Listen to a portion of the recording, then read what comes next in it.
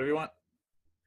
Hi there, I'm David Lay, and this is the No Sex Shame, No More Sex Shame video series. I'm happy to have Reid Mihalko here from Read About Sex, the founder of the Sex Geekdom world. And so I'm going to invite Reid to just talk about how he views sexual shaming in his own life and the work that he does, and how he has seen people, including himself, overcome that. So first, David, thank you so much for reaching out and for doing the thing that you're doing to get people to talk about shame and to make it something that's not this like insurmountable wall that cannot be scaled. I just appreciate that as somebody who's gone through a lot of shame, not even resilience, because I think for me in my personal journey, like it just keeps coming up over and over again. I think it just doesn't stop me anymore. So, where some people use phrases like shame resilience, it always feels to me like it's a rubber band. And for me, it's more like and maybe this is what people mean by shame resilience. How do you be present to what you feel, but not have it stop you? And for me in my journey, being somebody who identifies now as a queer polyamorous slut, as somebody who had to wrestle with, is it okay for me to be promiscuous? Is it okay for me to ask for what I want? As a cisgendered white guy who happens to be very extroverted, like, is there a way for me to be horny and ask for what I want? And is that not hurting people? There was a lot of complex things I didn't have emotional tools to parse out early on in my sexual renaissance. And now being a geek and a nerd, somebody who clearly labels themselves. Is this backwards? Or I'm seeing it just fine. I read Sex Geek all over, including the penis in the background. There you go. Yeah. See, clearly labeled things here in my secret lair. The biggest thing for me to share with folks around shame and how to navigate life in general is understanding that there's so many of us, maybe not the person watching right now, maybe not you, but so many of us who were raised in cultural situations and in communities and families where we were not allowed to talk openly about our desires, what felt good for our bodies, and we were somehow supposed to magically just know everything about ourselves, but especially about other people. And when you happen to be somebody who plays with, bodies that are not the same genitalia as you were raised with, or born with, like, it's really hard to find information to feel comfortable, to feel confident, to feel competent about playing with people and playing with yourself, and also the tools to kind of untangle all the negativity and all the shame and sinfulness and whatever got dumped on you growing up. And certainly, I was lucky that I had a mom and dad who were pretty open-minded and who loved each other very, very, very much. But, they couldn't keep all the sex negativity and embarrassment stuff out of our family. So, while I had positive messaging that it was okay to masturbate, it was something that you did in your room.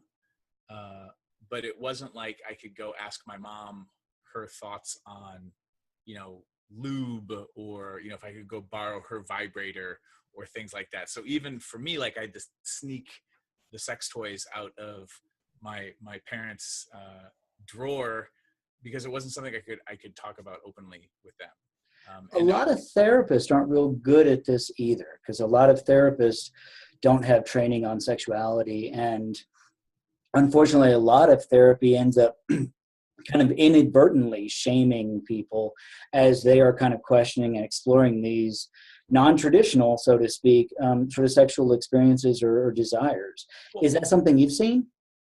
Well, I mean, not being a therapist, but hanging out with a lot of people who do counseling or therapy or even social work. Um, what I see over and over again is just that people have whatever hangups they have, whether they're a professional or not.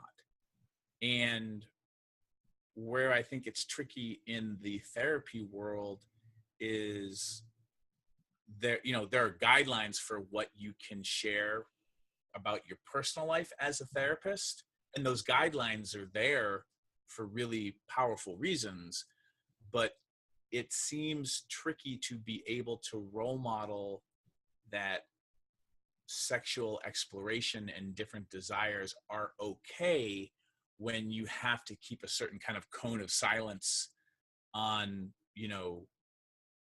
who you are as a human being for your clients. I Right. think that can be navigated powerfully, but it has some savvy.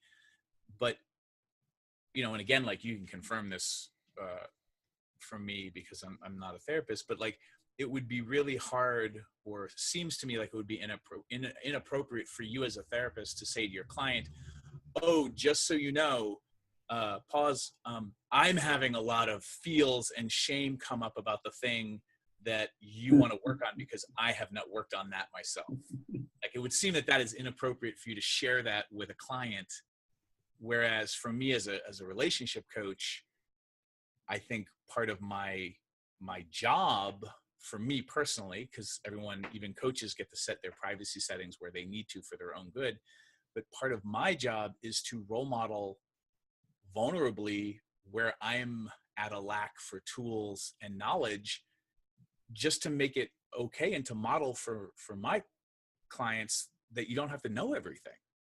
You don't have to know everything to be empowered, to have agency. And we live in a kind of like know-it-all society where somehow you're broken because you don't have all the answers. Again, as a therapist, I don't know where you draw the line of being like, wow, thank you for sharing, but I don't have a fucking clue. But again, like, the mechanism, the machinery of shame and how it comes and strips us of our agency, that is there, whether it's sex, whether it's money, whether it's how you deal with authority figures. I think so many of us in all kinds of power dynamics and situations have a kind of being called down to the principal's office mentality about things, and where we get held back is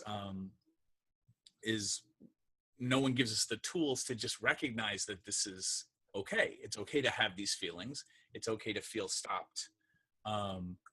And here's how to, breathe.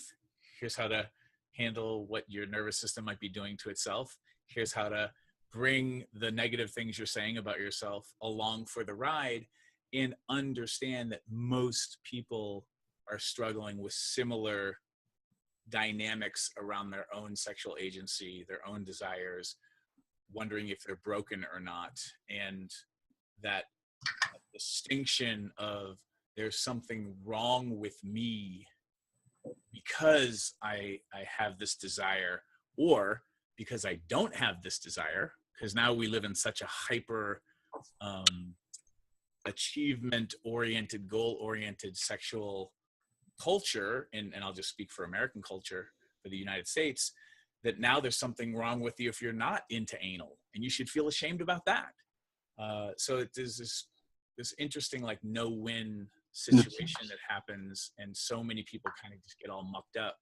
Yeah. And the biggest piece is to just start, sharing with people, just like you're doing in these videos, that like, hey, this is kind of common. Like, we all, in our own ways, are struggling with this.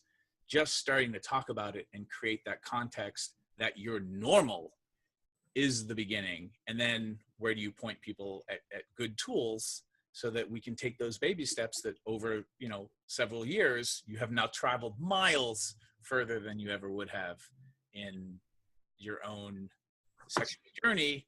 And then when you can find those words, because you've been working on finding the words for a couple of years or a couple of months, when you can speak up for what you want, even when you feel ashamed, you are now role modeling for your loved ones that they might be able to ask one day for the things that they want.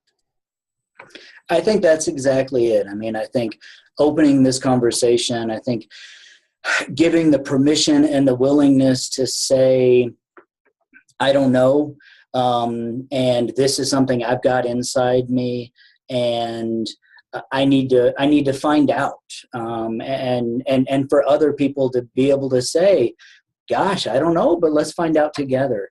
I think that's the way shame breaks down.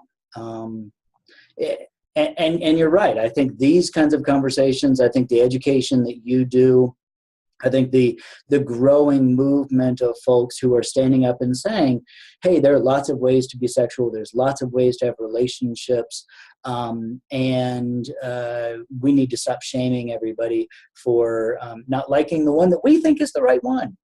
And I want to do there. I think there's some interesting like layers or distinctions around non-judgment and then the overlap of having shame about something, right? Because I can be really non-judgmental about people wanting to have, you know, whatever, like 3 ways. But then because I want to have one, I have all this shame come up. I don't deserve to have it.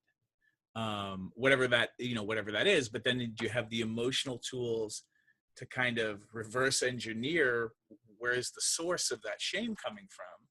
And then I'm just, you know, I'm here to let people know that, like, as somebody who has a lot of sex with a lot of people and has pretty much checked off almost everything on my bucket list, where now I have to get creative and proactive to come up with stuff I haven't tried yet. I still have shame come up.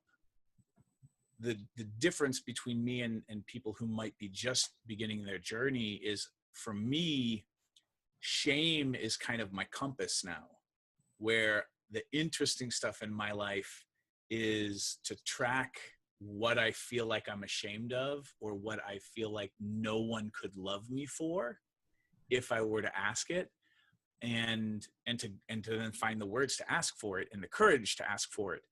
So for me, you know, kind of like in a martial arts analogy, in certain kinds of situations, if somebody draws a gun on you, you actually want the gun touching you, because now you know where the gun is. If you're not trained for those combats, please don't do this.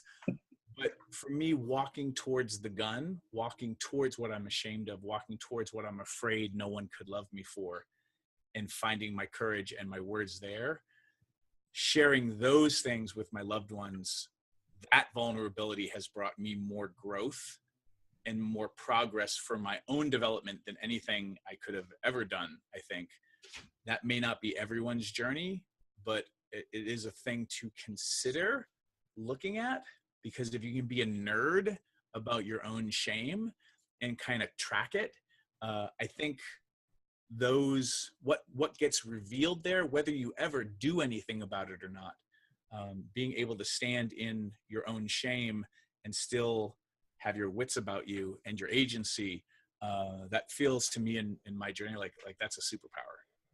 That's awesome. You know, that's so powerful. Thank you for sharing that. I love that. It's a new way of moving forward, not just trying to get rid of sex shame, but learning about it, learning from it, and using it to understand yourself. Reid, you know, I know that many people love you. I am certainly one of them.